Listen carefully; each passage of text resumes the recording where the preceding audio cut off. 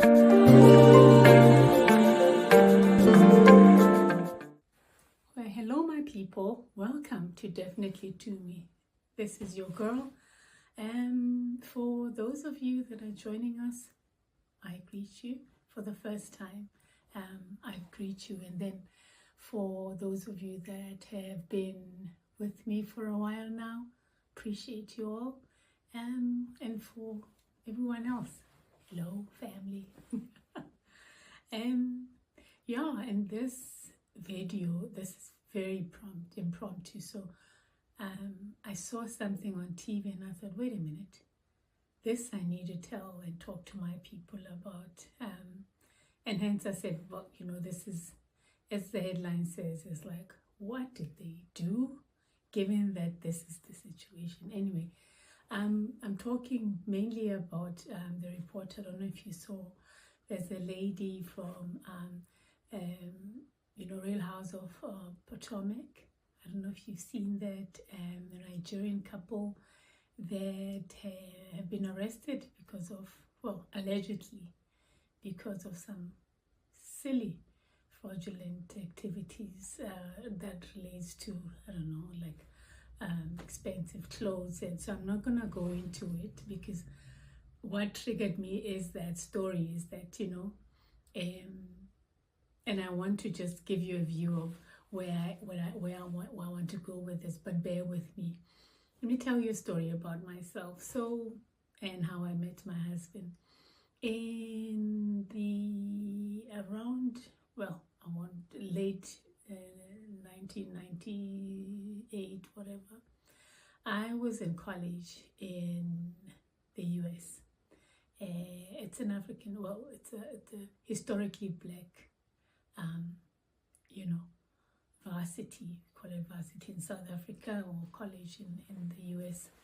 And so there we basically were a couple of Africans, and we just kind of decided to have like a grouping of Africans, and I think we had an international student party of some sort. But the main objective there was, guys, we need to make sure that we graduate and graduate well. Well,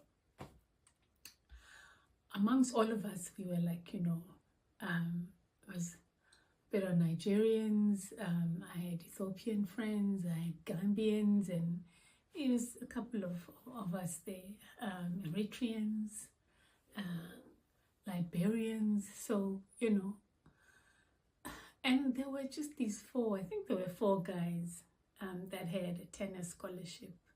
They happened to be Nigerian, and these guys were just lazy as hell, and we were like, are you sure these guys are Nigerians? You know, because everybody at that time, we were like, oh, you know. So anyway, we graduated, all of us, and I think I left those guys behind. So it's always stuck in my mind, like I've always said that thing, like, oh, whatever. And then lo and behold, 15 years, and now I'm married to one.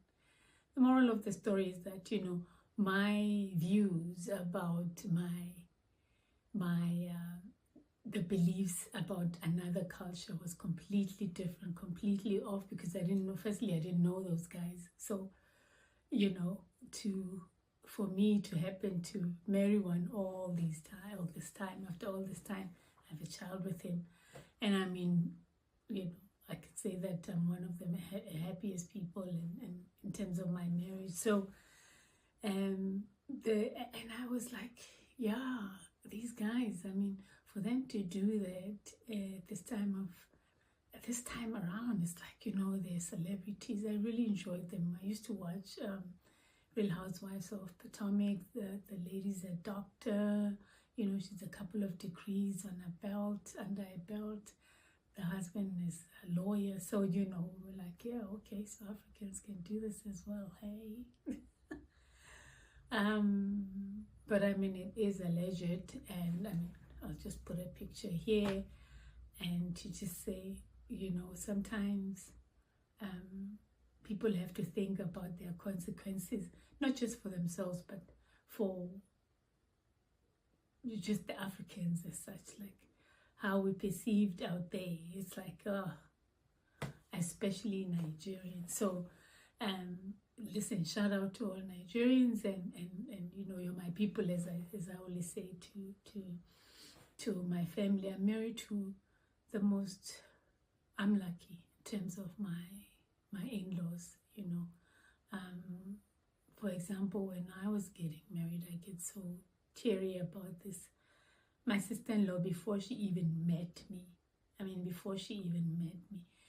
the girl was busy in Nigeria trying to get the right material for my dress, trying to, you know, I remember I'm even looking at our picture now, my jewelry, she was the one that was looking for it.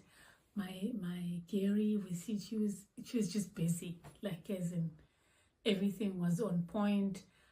When she sent my stuff, it wasn't late, so without even seeing me, we still haven't met, as in, you know, but the way we talk, the way we engage. My other sister-in-law is here, and you know, we landed at her house. My brother-in-law, gosh, I just, yeah, so I am very lucky. My mother-in-law was one of the people that spoke at our wedding, so, you know, yeah, I have them close to my heart. I have a big family that obviously when I came into, and I was so scared telling them. I remember telling my mom, she was like, you sure about this guy? And I so remember my uncle, you know, rest in peace.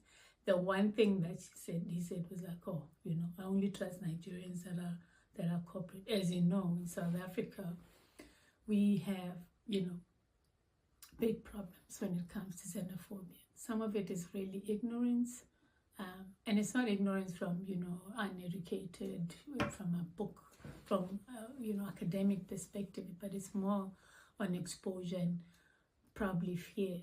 And sometimes these things are also pushed by politics. So, not to say all Nigerians are great, hey, you know, I just speak to what I know, and it just saddens me that, you know, for example, in South Africa, we had a girl that, you know, I'm sure she worked hard to be in a pageant that I think one of her parents happens to be Nigerian, and because of that, the girl was basically, she was scratched out of the competition, and I put a picture also here. So Nigeria welcomed her and she became Miss Universe.